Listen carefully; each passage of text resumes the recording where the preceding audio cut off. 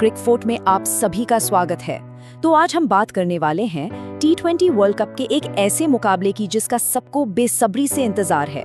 भारत बनाम West Indies, वो भी कोलकाता के ऐतिहासिक ईडन गार्डन्स में।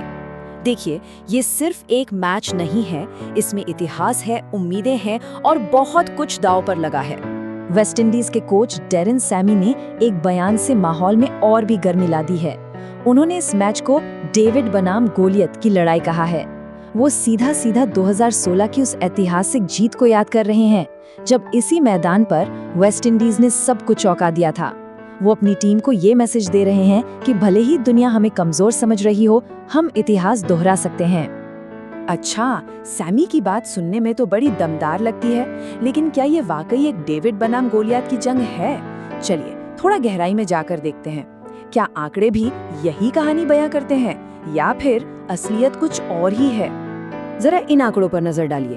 पावर हिटिंग यानी छक्के लगाना, जो T20 का सबसे बड़ा हथियार है, उस मामले में ये दोनों टीमें कहां खड़ी हैं? वेस्ट इंडीज ने लगाए हैं 66 छक्के तो भारत ने 63, मतलब अंतर लगभग ना के बराबर है।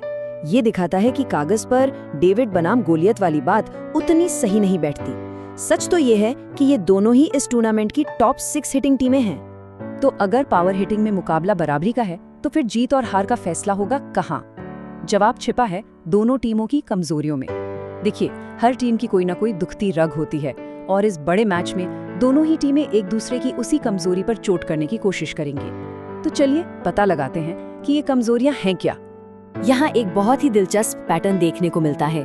भारतीय बल्लेबाज जहाँ धीमी गेंदों यानी पेस ऑफ डिलीवरीज पर थोड़ा संघर्ष करते दिखे हैं, वहीं वेस्ट इंडीज के बल्लेबाजों को शॉर्ट पिच गेंदबाजी यानी तेज और उछाल वाली गेंदों ने परेशान किया है।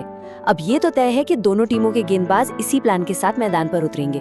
और बात सिर्फ तेज गेंदबाजी की नहीं है, स्पिन का जाल भी इस मैच में बहुत बड़ा रोल प्ले करेगा। आंकड़े देखिए, पिछले वर्ल्ड कप से अब तक वेस्ट इंडीज ने कलाई के स्पिनर्स के खिलाफ सबसे ज्यादा 67 विकेट खोए हैं। इससे भारत के वरुण चक्रवर्ती उनके लिए एक बहुत बड़ा खतरा बन जाते हैं। लेकिन कहानी का दूसरा पहलू भी है। भारत ने भी इस टूर्नामेंट में फिंगर स्पिनर्स के सामने 19 विकेट गंवाए हैं और वेस्ट इंडीज के पास मोती, हुसैन और चेज की तिकड़ी है, जो मिलकर 20 विकेट ले चुकी है। मतलब ये स्पिन की एक जबरदस्त टक्कर होने वाली है। चलिए अब टीम की रणनीतियों से आगे बढ़कर उन व्यक्तिगत मुकाबलों पर आते हैं जो अक्सर बड़े मैचों का नतीजा तय कर देते हैं। क्रिकेट में यही होता है, कुछ छोटी छोटी लड़ाइयां मिलकर ही एक बड़ी जंग का फैसला करती हैं। तो वो कौन से खिलाड़ी हैं जिनकी आपस की टक्कर इस मैच को किसी भी तरफ मोड़ सकती है? कौन किस पर भारी पड़ने वाला है? आइए दो ऐसे ही सबसे बड़े और दिलचस्प मुकाबलों पर एक नजर डालते हैं। ये स्लाइड हमें बताती है कि कैसे कुछ खिलाड़ी दूसरों पर हावी हो जाते हैं। जेसन होल्डर ने संजू सैमसन को 52 गेंदों में 4 बार आउट किया है, जो अपने आप में एक बड़ी बात है। लेकिन असली कहानी, असली डोमिनेंस तो दूसरी तरफ है। जसप्रीत बुमराह बनाम शिमरॉन हेटमायर। सोचिए जरा, सिर्फ 21 गेंदें, 15 रन और 5 बार आउट। ये तो अविश्वसनीय है।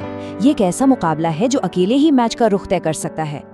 अब रणनीति और आंकड़ों से हटकर उस एक चीज की बात करते हैं जिसे आप माप नहीं सकते, और वो है प्रेशर। ईडन गार्डन्स का माहौल, हजारों फैंस का शोर, ये किसी भी खिलाड़ी की सबसे बड़ी परीक्षा होती है।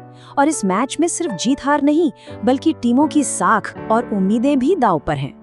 भारतीय टीम पर उम्मीदों का एक पहाड़ है।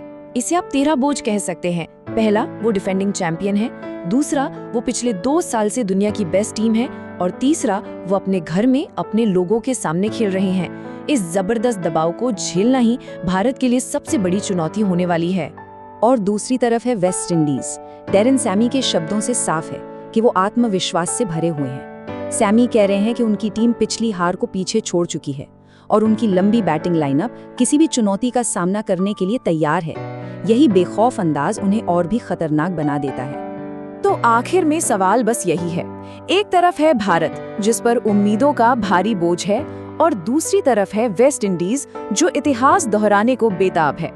ईडन गार्डन्स के इस महाकुंभ में जहां विरासतें दांव पर हैं, कौन सी टीम दबाव में निखरेगी और जीत हासिल करेगी? तो ये था हमारा विश्लेषण इस महामुकाबले का। आपको क्या लगता है, कौन जीतेगा ये मैच? अपनी राय और अपनी भविष्यवाणी हमें नीचे कमेंट्स में जरूर बताइएगा। और हाँ, अगर आपको ये विश्लेषण पसंद आया हो तो क्रिकफोर्ट चैनल को लाइक, शेयर और सब्सक्राइब करना बिल्कुल मत भूलिएगा। मिलते हैं अगले विश्लेषण में।